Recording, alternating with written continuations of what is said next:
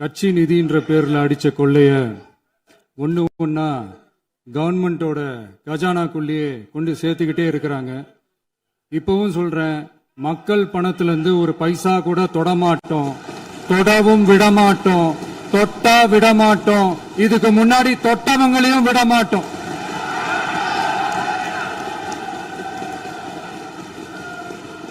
ஒவ்வொரு ஊழலா வெளியில வரும் போலே, ஒவ்வொரு வேஷமா கலைஞ்சிரும் போலே, இங்க இருக்கிற நிறைய பேரு நடுங்கி போய்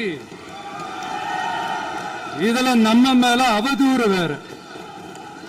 இப்ப புதுசா ஒரு வெப்பன் ஒண்ணு கொண்டு வந்திருக்காங்க. அது என்ன தெரியுமா? அவங்க தயவால தான் நம்ம ஆட்சி நடக்குதான். மக்கள் தயவால இந்த ஆட்சி நடந்துகிட்டு இருக்கு. மனசாட்சி உள்ள சக்திகளோட ஆதரவால இந்த ஆட்சி நடந்துகிட்டு இருக்கு. நாங்க தான் அனுப்பி வச்சோம், நாங்க தான் அனுப்பி வச்சோம் அப்படின்றாங்களே. அனுப்பி வச்சவங்களுக்கு மினிஸ்ட்ரியில இடம் கொடுத்தா ஏன் கதறீங்க? ஏன் இவ்வளவு கோவம்? ஏன் இவ்வளவு கதறல்? இதுல இன்னொரு முக்கியமான விஷயம், மார்க்சிஸ்ட் கம்யூனிஸ்ட் கட்சி நமக்கு ஆதரவு கொடுத்தது சுயேட்சையா எடுத்த முடிவுன்னு சொல்றாங்க. அதே மாதிரி இந்திய கம்யூனிஸ்ட் கட்சி நமக்கு ஆதரவு கொடுத்தது சுயேட்சையா எடுத்த முடிவுன்னு சொல்றாங்க. இதுல எங்க இருந்து நாங்க தான் அனுப்பி வச்சோம், நாங்க தான் அனுப்பி வச்சோம்னா புரியலையே. மக்களுக்கு நல்லா புரியும், எல்லாத்தையும் தெளிவா பார்த்துக்கிட்டு இருக்கிறாங்க.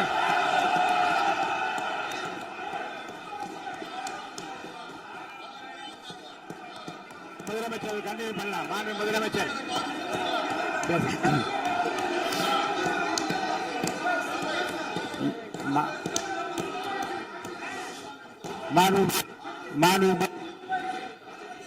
முதலமைச்சர் கண்டினியூ பண்ணலாம். நீ கண்டினியூ பண்ணலாம்.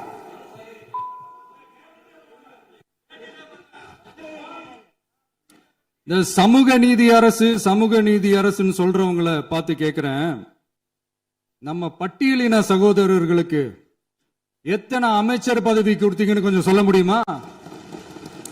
ஆனா நம்மளுடைய அரசுல 8 அமைச்சர் பதவிகள் யாருக்கு? நம்ம பட்டியலின சகோதரர்களுக்கு. எல்லாம் நம்ம அண்ணன், நம்ம தம்பி, நம்ம தங்கச்சிங்க. அண்ணல் அம்பேத்கர் அவர்களுடைய கிட்டத்தட்ட 100 ஆண்டு கால கனவு இப்ப நிறைவேறி இருக்கு. நான் ஏன் கொஞ்சம் சவுண்டா பேசுறேன் அப்படின்னா அவங்களுக்கு கேட்கணுன்றதுக்காக, தப்பா எடுத்துக்காது. அதே மாதிரி பெண்களோட பாதுகாவலர் நாங்க தான் அப்படின்னு சொல்லிக்கிறவங்களை கேட்கிறேன், எத்தனை பெண்களுக்கு அமைச்சர் பதவியில இடம் கொடுத்தீங்க கொஞ்சம் சொல்ல முடியுமா? எங்க அரசுல 4 சகோதரிகளுக்கு அமைச்சர் பதவி கொடுத்திருக்கிறோம்.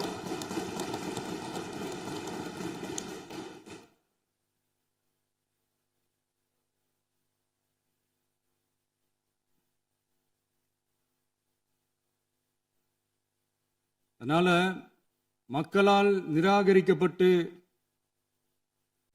மக்களால் அகற்றப்பட்டவங்களுக்கு ஒன்னே ஒன்னு சொல்லிக்கிறோம், தப்பே செய்ய மாட்டோம், ஊழலே செய்ய மாட்டோம், நேர்மையா தான் இருப்போம், நியாயமா தான் இருப்போம் அப்படின்னு சொல்றவங்களால மட்டும்தான் கூட்டணி ஆட்சி அமைக்க முன்வரும்.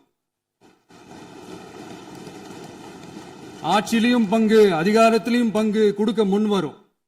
ஊழல்லையே ஊறி போனவங்களால இந்த கூட்டணி ஆட்சியோ, ஆட்சியிலையும் பங்கு, அதிகாரத்திலையும் பங்கு கொடுக்க முன்வராது. மெஜாரிட்டி இருந்தாலும் தரமாட்டாங்க, மெஜாரிட்டி இல்லைனாலும் தரமாட்டாங்க. கேட்டா ரெடிமேடா ஒரு பதில் ஒண்ணு வச்சிருப்பாங்க, கூட்டணி ஆட்சியை மக்கள் விரும்ப மாட்டாங்கன்னு. அதே மக்கள் தான் இப்ப அவங்கள பார்த்து சிரிக்கிறாங்க. நான் பதவி ஏத்த அன்னைக்கு கொஞ்சம் டைம் அவகாசம் கேட்டேன்.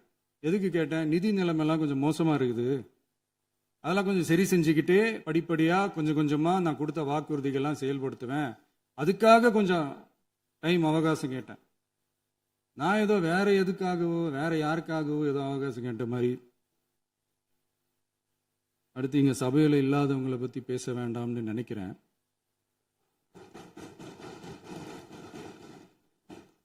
இங்க நம்மளை பத்தி அவதூறு பரப்புறதோட மட்டும் இல்லாம இப்ப நம்ம மக்கள் மேலேயும் அவதூறு பரப்ப ஆரம்பிச்சுட்டாங்க. மக்கள் நமக்கு ஓட்டு போட்டது தப்பான், குடும்பம் குடும்பமா நமக்கு ஆதரிச்சது தப்பான். இது இப்போ இல்ல, நான் சொல்றது எம்ஜிஆர் அவர்கள் காலத்திலிருந்தே. அப்பவே அவர் ஜெயிச்சப்போ அதே மக்களை தப்பு தப்பா பேசுறது. மக்கள் என்ன பண்ணிட்டாங்க, எம்ஜிஆர் என்ன பண்ணிட்டாரு, எம்ஜிஆர் என்ன இது பண்ணிட்டாரு. 50 வருஷமா ஒரே டெக்னிக்கா.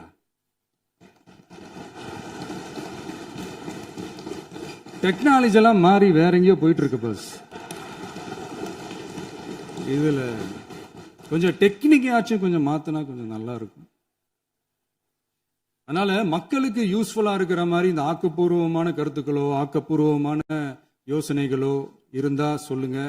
அதை நாங்க டெஃபரெண்டா எடுத்துக்கிறோம். ஆனா அதை விட்டுட்டு இந்த நக்கல், நையாண்டி, சம்பந்தம் இல்லாத பேச்சு இதெல்லாம் பேசிட்டு அப்புறம் முதல்வர் பதில் சொல்லல, முதல்வருக்கு பதில் சொல்ல தெரியல அப்படின்னா அப்புறம் என்ன சோஃபா மாடல் ஆட்சியா?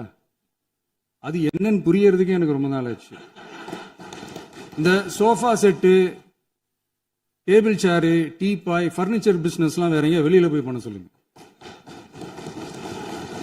அப்படி அந்த பிசினஸ் தான் பண்ணணும்னா நிறைய பிசினஸ் பண்ற மாதிரி வெளியில போய் பண்ண சொல்லுங்க, இங்க சட்டசபைக்குள்ள வேணாம். அதனால ஆக்கப்பூர்வமான கருத்துக்கள் இருந்தா சொல்லுங்க. டெஃபினட்டா அது சரியா இருந்தா நாங்க ஏத்துக்கிறோம். எனக்கு ஒரு குட்டி கதை ஒண்ணு ஞாபகம் வருது, சொல்லாமா? ஒரு ஊர்ல ஒரு பெரியவர் வெயில் ரொம்ப ஜாஸ்தியா இருக்குன்னு சொல்லிட்டு கண்ணுக்கு மேல கை வச்சுக்கிட்டு இப்படி சுத்தி முத்தி தேடிக்கிட்டு இருந்தாராம். அப்ப கூட இருந்த ஒரு சின்ன பையன் என்ன தேடுறீங்க அப்படின்னு கேட்டானா. அதுக்கு அந்த பெரியவர் சொன்னாரா, அது ஒண்ணு இல்ல தம்பி, உங்க அப்பா இங்கதான் இருப்பாருன்னு சொன்னாங்க, அதான் தேடிக்கிட்டு இருக்கேன். எங்க உங்க அப்பாவையா காணோம்?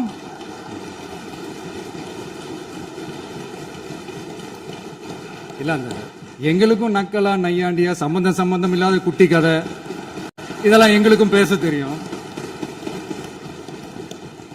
அந்த கதையில பெரியவர் அப்படி சொன்னாராம், தப்பா எடுத்துக்காதீங்க. அந்த கதையில பெரியவர் அப்படி கேட்டாராம். அதனால யாரும் இங்க டென்ஷன் ஆக வேணாம். அதனால இன்னொரு இந்த என்னுடைய உரையை முடிக்கிறதுக்கு முன்னாடி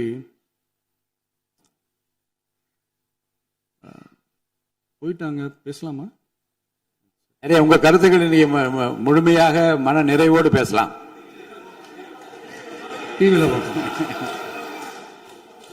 சரி, அதான் 5 நிமிஷம் பேசுனதுக்கே கொளத்தூரி இந்த ஆட்டம் அடிச்சு பேசுனா அப்புறம் என்ன பண்றது? கடைசியா நான் இந்த உரையை முடிக்கிறதுக்கு முன்னாடி ஒரு முக்கியமான ஒரு விஷயம் பத்தி சொல்லணும். ஆளுநர் உரை அன்னைக்கு இந்த தமிழ் தாய் வாழ்த்துக்கு அப்புறம் தேசிய கீதம் பாடினது தப்பு, தேசிய கீதம் 2 முறை பாடினது தப்பு, அப்படி ஒரு நிகழ்வு இதுக்கு முன்னாடி இந்த சட்டசபையில நடந்ததே கிடையாது, அந்த மரபையே மாத்திட்டீங்க, இப்படி ஒரு பெரிய ஒரு போர் மாதிரி எதிர்கட்சியை சார்ந்தவங்க எல்லாம் சொன்னாங்க இல்லையா? அந்த மாநில உரிமை போராளிகளை, அந்த மரபு காக்கிற உரிமை போராளிகளை ஒரே ஒரு கேள்விதான் கேட்கணும். 2021 ஆகஸ்ட் 2 ஞாபகம் இருக்கா? Centenary celebration of Tamil Nadu legislature.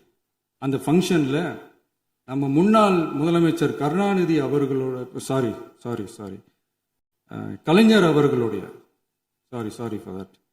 கலைஞர் அவர்களுடைய புகைப்படத்தை மாண்புமிகு குடியரசுத் தலைவர் திறந்து வைக்கிற ஒரு ஃபங்க்ஷன். அந்த ஃபங்க்ஷன்ல national anthem followed by Tamil Thai Vazhthu அப்படின்னு அறிவிச்சது ஞாபகம் இருக்கா? அதாவது தேசிய கீதத்துக்கு அப்புறமா 2வது முறையா, நோட் திஸ் பாயிண்ட் மாண்புமிகு பேரவைத் தலைவர் அவர்களே, பிளீஸ் நோட் திஸ் பாயிண்ட். தேசிய கீதத்துக்கு அப்புறம் 2வது முறையாக தமிழ் தாய் வாழ்த்து பாடப்படும் அப்படின்னு சொன்னது ஞாபகம் இருக்கா? அதுவும் முத்தமிழ் அறிஞர் அப்படின்னு சொல்ற நம்ம கலைஞர் அவர்களுடைய அந்த புகைப்படம் வெளியிட்டு விழாவில் அவர் இருந்த இதே சபையில தமிழ 2வது இடத்துக்கு தள்ளினது யாருன்னு ஞாபகம் இருக்கா?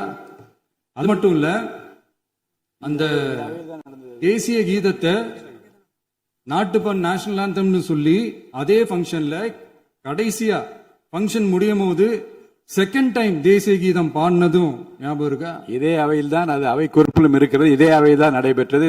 தக்க நேரத்தில் இந்த ஆதாரங்களை அளித்த மாண்பு முதல்வர்களுக்கு நன்றியை தெரிவித்துக் கொள்கிறேன். ஏதாவது டவுட் இருந்தா இந்த புக்கை பார்த்து தெரிஞ்சுக்கலாம். அதனால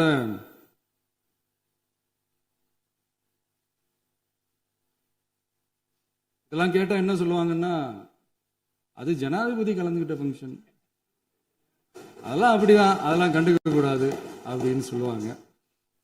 இதே மாதிரிதான் பேசுறது ஒண்ணு, செய்யறது ஒண்ணு, செய்யறது ஒண்ணு, பேசுறது ஒண்ணு. இதெல்லாம் மக்கள் பார்த்துக்கிட்டு இருக்காங்க. எலெக்ஷனுக்கு முன்னாடி தான் அப்படி செஞ்சுக்கிட்டு இருந்தாங்க. இப்போ எலெக்ஷனுக்கு அப்புறம் அதே தான் செய்யறாங்க. இந்த விஜயையும் சாமானியர்களின் உண்மையான சமூக நீதி அரசையும் அவமானப்படுத்துறதுக்கு தான் அவங்களோட அந்த பொலிட்டிக்கல் சீனியாரிட்டி அது பயன்படுத்துது போல. சரி, செய்யட்டும் செய்யட்டும், நல்லா செய்யட்டும். இப்போ ஆனாலும் நம்மளுடைய மாநில உரிமை, மொழி உரிமை, உத்தமபுத்திரர் போல வேஷம் போடுற எதிர்கட்சிக்கு ஒன்றை மட்டும் ஆணித்தரமாக சொல்றோம். உங்களை மாதிரி தமிழ்னு சொல்லிக்கிட்டு, மொழி, பண்பாடு, கலாச்சாரம்னு சொல்லிக்கிட்டு ரெட்டை வேஷம் போடுறவங்க நாங்க கிடையாது. உலகெங்கும் வாழும் என் தமிழ் சொந்தங்களுக்கு நம்முடைய உத்தரவாதம் தமிழ் தான் எங்க உயிர் நாடி அப்படின்றத மறக்க மாட்டோம். இப்பவும் சொல்றோம், மாநில உரிமையில எப்பவும் உறுதியா இருப்போம். அதே சமயத்துல அரசியல் வேற, ஒன்றிய மாநில அரசுகளுக்கு இடையே இருக்கிற நிர்வாக அணுகுமுறை வேற. இதுல நாங்க ரொம்ப தெளிவா இருக்கிறோம். அதனால எங்களுக்கு பாடம் எடுக்கிறதா நினைச்சுக்கிட்டு உங்க வேஷத்தை நீங்களே கொஞ்சம் கொஞ்சமா கலைச்சிக்கிட்டே வர்றீங்க, மறந்துடாதீங்க. அப்புறம் நேத்து எதிர்கட்சி தலைவர், மாண்புமிகு எதிர்கட்சி தலைவர் பேசும்போது நிறைய பேசினாங்க. அதுல ஒண்ணு மட்டும் அரசு சொல்றதா நினைச்சுக்கிட்டு நம்மளை இன்டைரக்டா ஈவில் அப்படின்ற அந்த வார்த்தையை யூஸ் பண்ணாங்க. எனக்கு ஒன்னே ஒண்ணுதான் சொல்லணும்னு தோணுது. ஈவில்ஸ்னு டெவில்ஸ் பேசக்கூடாது.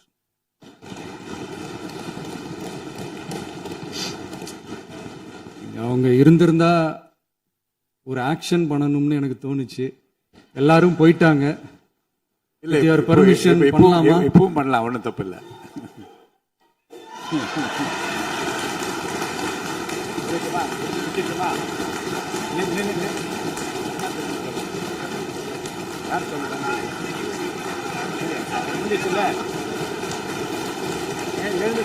சொல்லுமா?